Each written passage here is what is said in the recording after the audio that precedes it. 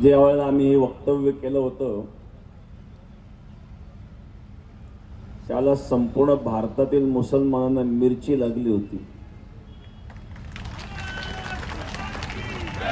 पण त्याही वेळेला आमची भावना हेच होती की त्याही वेळेला आणि बांगलादेशामध्ये हिंदूंवर जो अत्याचार चालू होता त्या विरोधातच आम्ही ते सप्ताहामध्ये बोललो होतो. पण बाकीचे आमचे वक्तव्य दाखवले गेले नाही, फक्त ते 3 मिनिटाची क्लिप फिरवली. तर अशा प्रकारे अन्याय अत्याचार करणारी ही जात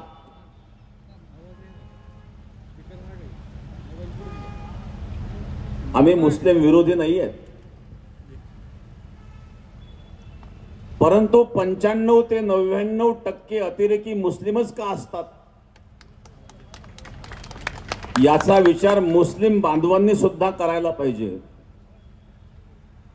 आणि जर आतंकवादाला धर्म नसतो असं जर तुमचं म्हणणं आहे तर आतंकवाद्यांना दफन करण्याकरता कुठे जागा मिळाली नाही पाहिजे. त्यांच्या अंगावर रॉकेल पेट्रोल टाकून सगळ्यांच्या समोर जाळण त्याला.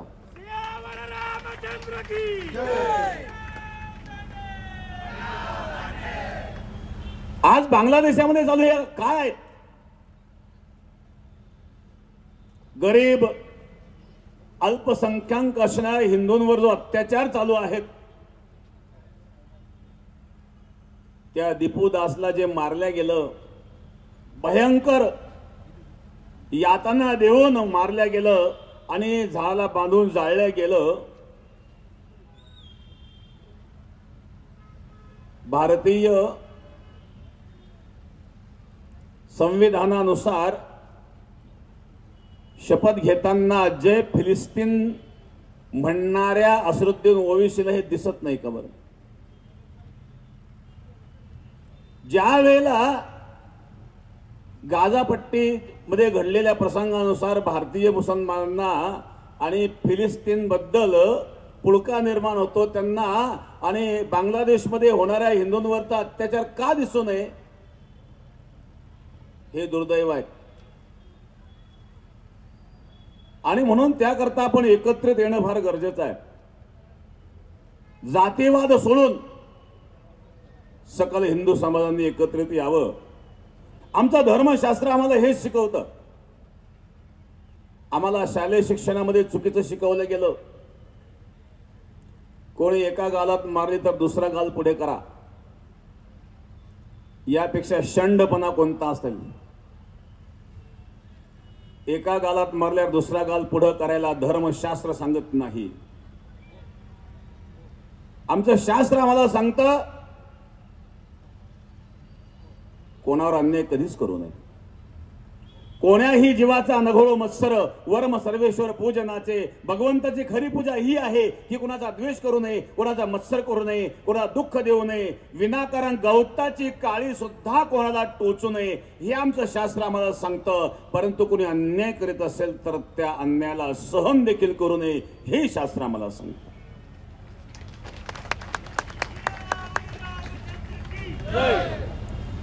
अर्जुन जेव्हा युद्ध करायला तयार नव्हता, भगवान कृष्णाने सांगितलं, अर्जुन तस्माद उत्तिष्ठ कौंतेय युद्धाय कृतनिश्चय. अन्यायाच्या बाजूला जे असेल ते तुझे शत्रू आहेत. मग अन्यायाच्या बाजूने आपला बाप असू द्या, आजोबा असू द्या. भीष्माचार्य आजोबा होते, अन्यायाच्या बाजूला होते. द्रोणाचार्य गुरु होते, अन्यायाच्या बाजूला होते. मग अन्यायाच्या बाजूला एखादा गुरु जरी असेल, बाप असेल, तरी अन्यायाला प्रतिकार करणं हे आपलं कर्तव्य आहे. हे कर्तव्य गीतेतून भगवंताने अर्जुनाला शिकवलं. धर्माच्या रक्षणाकरता हिंदू धर्मातील कुठलीही देवता असेल, हनुमानजी असतील, हनुमानजीच्या हातात गदा आहे. प्रभू रामचंद्रांच्या हातामध्ये धनुष्य आहेत, भगवान कृष्णाच्या हातामध्ये सुदर्शन चक्र आहेत. सनातन हिंदू धर्म अहिंसा मानतो. अहिंसा याचा अर्थ असा होत नाही की कोणी केलेला अन्याय सहन करावा. अन्याय करू नये, पण कोणी अन्याय करीत असेल तर तो सुद्धा सहन करू नये, हा भाव आपल्या प्रत्येकाच्या अंतःकरणामध्ये असला पाहिजे. संपूर्ण विश्व अशांत झालं ते इस्लामिक आतंकवादामुळे. आज पाश्चिमात्य देशामध्ये सुद्धा खळबळ उडालेली आहेत या इस्लामिक आतंकवादामुळे. 40-50 वर्षापासून भारत देश ओरडत आहे, परंतु आजपर्यंत या लोकांच्या कधी लक्षात आलं नाही. पण आता इंग्लंड असेल, अमेरिका असेल, फ्रान्स असेल, यांच्यावर जेव्हा बितायला लागली तेव्हा हळूहळू हे जागृत व्हायला लागलेले आहेत.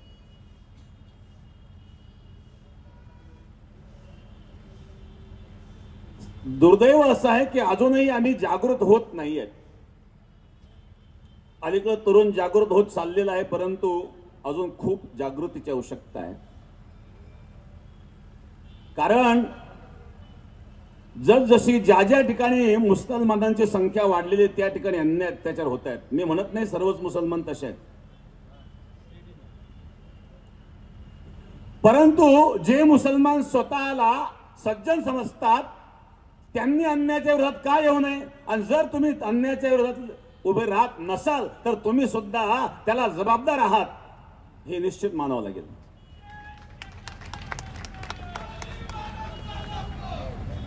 कारण तुम्ही म्हणतायत, काही लोक म्हणतात मुसलमानांना बदनाम केलं जातं.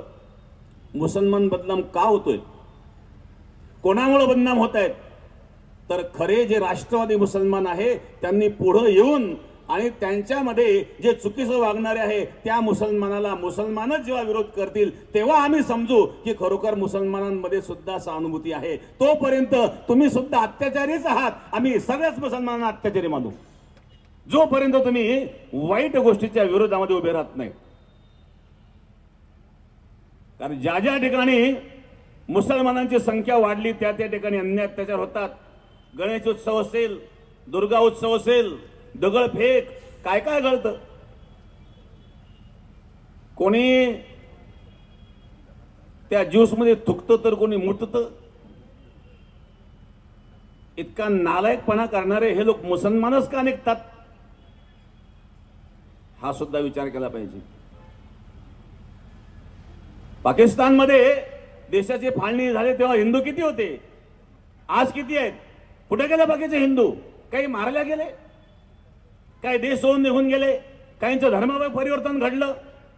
बांगलादेशामध्ये हिंदू किती होते, आज हिंदू किती आहेत, का प्रताडणा केली गेली. भारतामध्ये देश स्वतंत्र झाला तेव्हा मुसलमान किती होते, आज किती आहेत. भारतात संख्या वाढली, इतर देशात संख्या हिंदूंची कमी का झाली. ही वस्तुस्थिती आहे. वस्तुस्थिती कोणालाही अमान्य करता येणार नाही. आणि म्हणून हा इस्लामिक आतंकवाद जो फोफाळत चाललेला आहे याला आळा घालण्याकरता सकल हिंदू समाजाला एकत्रित यावं लागेल, जातीयता विसरून. हे जातीयतेचं भूत अजूनही काही लोकांच्या डोक्यातून जात नाही, हे दुर्दैव आहे. या जातीयतेमुळंच ख्रिश्चन मिशनरींनी याचा गैरफायदा घेऊन अनेक दलितांचं धर्मांतरण केलं. ते दलितही आपले बांधव आहेत. आपण जर त्यांना सन्मानाने वागणूक दिली तर ते तरी बाहेर जातील कशाला. म्हणून सर्वांनी एकमेकाचा सन्मान केला पाहिजे. दलितांना जर आपण आपले बांधव म्हणलो, आपण त्यांच्याकडे गेलो, त्यांना आपल्यामध्ये सर्व बाबतीत सामावून घेतलं तर हे होणारे अनर्थ टळू शकतात. एकीकडे इस्लामिक आतंकवाद आहेत, दुसरीकडे ख्रिश्चन मिशनरींच्या माध्यमातून आणि हिंदू धर्माबद्दल चुकीच्या काही माहिती देऊन जे अज्ञानी लोक आहेत त्यांना फसवून त्यांचं धर्मांतरण करवल्या जातं.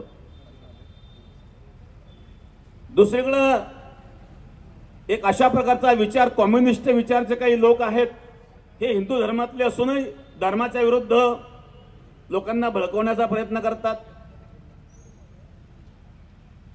प्रत्येक धर्माचा आदर व्हावा. मग अशा प्रकारचे कम्युनिस्ट विचाराचे लोक, अशा प्रकारे नक्षलवादी विचाराचे लोक हे प्रत्येक क्षेत्रात आहेत. शैक्षणिक क्षेत्रामध्ये असतील, सामाजिक क्षेत्रामध्ये आहेत, राजकीय क्षेत्रामध्ये आहेत, नवे न्याय क्षेत्रामध्ये सुद्धा आहे. मागे एक प्रकार घडला. एका वकिलाने सुप्रीम कोर्टाला चप्पल मारून फेकली. कोर्टाला चप्पल मारून फेकली याचं समर्थन निश्चित कोणी चांगला सज्जन मनुष्य कधीच करणार नाही. परंतु त्या वकिलाने चप्पल का मारली त्या वकिलाच्या भावनेबरोबर मी आहे. एक न्यायालयाच्या न्यायाधीशाच्या पदावर असणारी एखादी व्यक्ती, मागणी काय होती? खजुराहो मंदिरमध्ये ज्या वेळेला या विद्रोही असणाऱ्या अन्य अत्याचारी असणाऱ्या लोकांनी त्या मंदिराची तोडफोड केली, त्यात विष्णूची मूर्ती तोडफोड केलेली होती आणि त्याचं मुंडकं तुटलेलं होतं. मागणी एक होती की ते मूर्तीची जी काही तुटलेली मूर्ती आहे त्याची दुरुस्ती व्हावी, अशा प्रकारची मागणी होती. कायद्याच्या बाजून तुम्हाला काय सांगायचं असेल, कायदा काय सांगतो ते सांगू शकता, पण तो जेव्हा तुम्ही म्हणता की तुम्ही तुमच्या विष्णूलाच सांगा स्वतः दुरुस्त करून घेण्याकरता, हे वाक्य हे निर्लज्जपणाचं आहे. ती व्यक्ती कोणत्याच स्थानावर असू द्या, तुम्ही दुसऱ्याच्या भावनेचा अनादर करता आहेत आणि म्हणून त्या व्यक्तीने चप्पल मारली. चप्पल मारणं हे उचित नाही आहे, परंतु त्याची जी भावना आहे त्या भावनेचा मी या ठिकाणी आदर करतो. की न्यायाच्या जागेवर न्यायालयाच्या स्थानावर आपण असताना जर तुम्ही त्या स्थानावर बसून कोणाचा अपमान करीत असाल तर तो अधिकार तुम्हाला मुळीच नाही आहे. एकीकडं ताजमहल आहेत, ताजमहलला दुरुस्ती करण्याकरता, ताजमहलची चकाकी कमी होऊ नये म्हणून त्याकरता त्याला मुलतानी माती लावून त्याला घासलं जातं, त्याची दुरुस्ती केली जाते आणि तो खर्च गव्हर्नमेंट करतं. संभाजीनगरला औरंगजेबाची कबर आहेत, औरंगजेबाची कबरचा खर्च सरकार करतं. मग सरकार जर औरंगजेबाच्या कबरीच्या दुरुस्तीचा खर्च करू शकतं, सरकार जर ताजमहलचा आणि दुरुस्ती करता खर्च करू शकतो, त्या सरकारने खजुराहो मंदिराच्या मूर्ती करता आणि काही दुरुस्ती केली तर काय फरक पडतो, काय बिघडतो? पण खजुराहो मंदिराच्या त्या मूर्तीच्या दुरुस्ती करता मागणी करणाऱ्याचा मात्र अपमान केला जातो. त्याला म्हटलं जातं की तुझ्या विष्णूला सांग. पण ज्या वेळेला ताजमहलची दुरुस्ती करण्याकरता गव्हर्नमेंट खर्च करतं त्यावेळेला हे न्यायालय कुठे जातं? ज्या वेळेला भारत सरकारने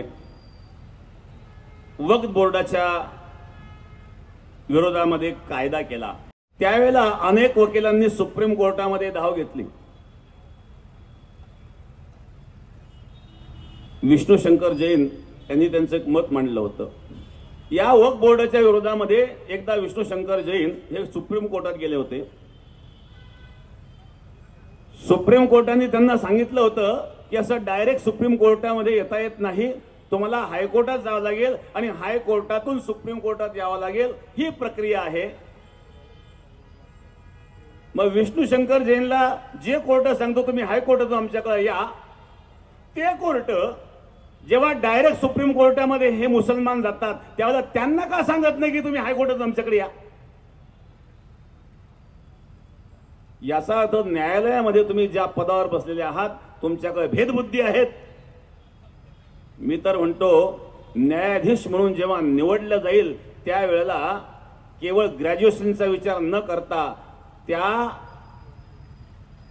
ज्याला तुम्ही न्यायालयामध्ये निवड करणार आहेत त्याचं लहानपणापासूनचं बॅकग्राऊंड शोधून मगच त्यांना न्यायाधीश बनवलं पाहिजे, अशा प्रकारचा कायदा करावा लागेल.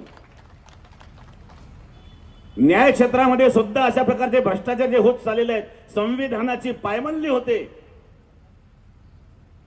त्यामुळे योग्य न्याय मिळत नाही. देशाचे राष्ट्रपती द्रौपदी मुर्मू त्यांचं एकदा न्यायाधीशांसमोर संबोधन होतं, आपण पाहिलं असेल टीव्ही चॅनलवर. संबोधनामध्ये देशाच्या राष्ट्रपतींना सुद्धा खंत व्यक्त करावी लागली होती न्यायालयाबद्दल. तुम्ही राष्ट्रपतींवर सुद्धा आरोप कराल का? कोणी म्हणेल की न्यायालयाबद्दल आपल्याला बोलण्याचा काय अधिकार आहे? राष्ट्रपतींबद्दल सुद्धा तुम्ही संशय व्यक्त कराल का? कारण राष्ट्रपतींनी सुद्धा खंत व्यक्त केली होती की राष्ट्रपतींनी त्यावेळेला सांगितलं होतं की पूर्वीपासून आम्ही हे कार्य करीत आहोत. बरेच काही लोक जेलमध्ये असतात, आपण काय अपराध केलेला आहे हे त्यांना माहीत नसतं आणि चुकीच्या प्रकारचे त्यांच्यावर कलम लावलेले असतात आणि काही लोक तर 10-10 वर्षांतर निरपराध ठरतात आणि त्यांना कुठलाच त्यांचा अपराध नसतो, पण 10 वर्ष ते जेलमध्ये गेलेत. ही चूक कोणाची आहे? आणि म्हणून न्यायालयाचं सुद्धा शुद्धीकरण होणं गरजेचं आहे. या ठिकाणी होणारे जे अत्याचार आहेत हे थांबवण्याकरता सर्वांनी एकत्रित यावेत. इस्लामिक आतंकवाद, कट्टरवाद, आम्ही सुद्धा कुठल्या धर्माच्या विरोधात नाही आहेत, मुस्लिम धर्माच्या विरोधात नाही आहेत, परंतु कट्टरवादी असणारे मदरसा छाप मौलाना यांच्या मात्र आम्ही विरोधात आहोत. तुम्ही जर त्या ठिकाणी मदरस्यामध्ये मुलांना शिकवित असाल, काफिर आहेत, यांना जगण्याचा अधिकार नाही. तुम्ही जर लहान लहान मुलांना कट्टरवाद शिकवत असाल तर अशा कट्टरवादी मदरशांना कुलूप लागलं पाहिजे, ही सरकारची जबाबदारी आहे. आणि जे बांगलादेशी अशा प्रकारचे अन्याय अत्याचार करतात त्यांना देशातून बाहेर हाकलून लावण्याकरता सरकारने मोहीम राबवावी. देशामध्ये कुठेही असू द्या. अहो, काही लोकांना या लोकांनी इतकं जवळ केलेलं आहे, काहींनी त्या बांगलादेशाच्या मुली केल्या, काही आपल्या मुली बांगलादेशांना दिलेल्या आहेत, काही रोहिंग्यांना दिलेल्या आहेत. हे तपासून सर्व बांगलादेशी आणि रोहिंग्या मुसलमान हे भारतातून बाहेर गेलेच पाहिजे अशा प्रकारे, आणि सरकारने नियम करावा, सरकारने यावर लक्ष द्यावं अशा प्रकारची सरकारला देखील या निमित्ताने विनंती आहे. आणि त्याकरता आपण हिंदू धर्मियांनी एकत्रित येऊन सरकारला सुद्धा हे कार्य करण्याकरता भाग पाडलं पाहिजे, हे सुद्धा आपली सर्वांची जबाबदारी आहे. आणि म्हणून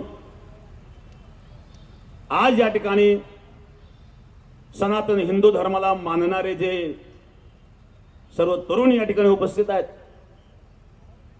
मी सर्वांना या ठिकाणी हाच संदेश देईल की जे अन्याय अत्याचार बांगलादेशमध्ये चालू आहेत, जर आपण सावध झालो नाही, ही परिस्थिती आपल्याकडे यायला सुद्धा वेळ लागणार नाही. आणि ती सुरुवात झालेली आहे. पश्चिम बंगालमध्ये बांगलादेशाच्या अत्याचाराच्या विरोधामध्ये काही तरुणांनी जी रॅली काढली होती, त्यांना पोलिसांनी ओढून फरफटत नेऊन त्यांना मारहाण केली. पश्चिम बंगाल भारतातच आहे. म्हणजे बांगलादेशांच्या विरोधामध्ये रॅली काढणाऱ्याला ओढून मारण्याचं काम पश्चिम बंगालच्या पोलिसांनी केलं. पोलीस तर ते बिचारे त्यांची ड्युटी करतात, कोणाचा तरी त्यांना आदेश असेल ना. मग ही परिस्थिती पश्चिम बंगालमध्ये निर्माण होऊ शकते. का निर्माण होऊ शकते? याला कारण पश्चिम बंगालमध्ये हिंदू अल्पसंख्याक होत चाललेला आहे. आणि आपण जर सावध झालो नाही तर आपली सुद्धा तीच परिस्थिती निर्माण झाल्याशिवाय राहणार नाही. आणि म्हणून आपण सर्वांनी सावध व्हावं. ज्या ज्या ठिकाणी अन्याय अत्याचार घडत असेल, मग त्यामध्ये लव्ह जिहादचे प्रकार फार मोठ्या प्रमाणामध्ये घडतात. जर असा प्रकार कुठं घडत असेल तर सर्वांनी, प्रत्येकाने हे आपलं कार्य आहे असं म्हणून पुढे यावं आणि आपली सनातन धर्म संस्कृती जी आहे, संपूर्ण विश्वाला आदर्श असणारी ही आदर्श अशी आपण दाखवून द्यावी. हेच अशा प्रकारे या ठिकाणी मी आपणाला सर्वांना विनंतीपूर्वक सांगेल की त्याकरता आपण सर्वांनी एकत्रित या, एकमेकाला सहकार्य करा. जिथं अन्याय अत्याचार होत असेल त्या ठिकाणी अन्याय अत्याचाराला प्रतिकार करण्याची क्षमता ठेवा. अन्याय सहन कधीही करू नये, आमचं शास्त्र हेच आम्हाला सांगतं. तुकाराम महाराज देखील सांगतात, अन्यायासी राजा न करिता दंड बहुत ते लंड पिळतील. तुकाराम महाराजांनी कठोर शब्दामध्ये सांगितलं, एखादा राजा जर अन्यायाला दंड करीत नसेल तर अन्याय करणाराची क्षमता वाढत असते, अन्याय करणारचं मनोबल वाढत असतं. मग होईल तसे बळ फजित करावे ते खळ. तुकोबारे सांगतात, जशी तुमच्यामध्ये शक्ती असेल ती शक्ती वापरून अन्याय करणाराची फजिती करावी, असा आदेश तुकाराम महाराजांनी दिला. आमचे संत शांतीचा संदेश देतात, पण शांती टिकवण्याकरता, शांती बिघडवणारा करता आणि दंड देण्याचा सुद्धा संकेत देत असतात. आणि म्हणून अशा प्रकारे या संत वचनावर विश्वास आपण ठेवावा आणि धर्माचं पालन करावं. धर्माचे पालन करणे पाखंड खंडन, हेच आम्हा करणे काम. ब्रीद वाढवावे नाम, हेच साधू संतांचं कार्य असतं. प्रबोधन करणं हेच साधू संतांचं कार्य असतं. आणि आपण सर्वांनी या कार्यामध्ये सहभाग घेऊन आणि या ठिकाणी निषेध आपण वर्तवित आहोत. आणि सरकारने याकडे लक्ष द्यावं आणि या भारतातले सगळे बांगलादेशी लवकरात लवकर भारताच्या बाहेर जातील आणि लवकरात लवकर भारताच्या बाहेर काढण्याकरता सरकारने मोहीम हाती घ्यावी, हीच विनंती सरकारला आपल्या या माध्यमातून करतो आणि वाणीला विश्राम देतो. सनातन हिंदू धर्म की, सियावर रामचंद्र की, पवन सुत हनुमान की, उमापती महादेव की, छत्रपती शिवाजी महाराज की. हर हर महादेव.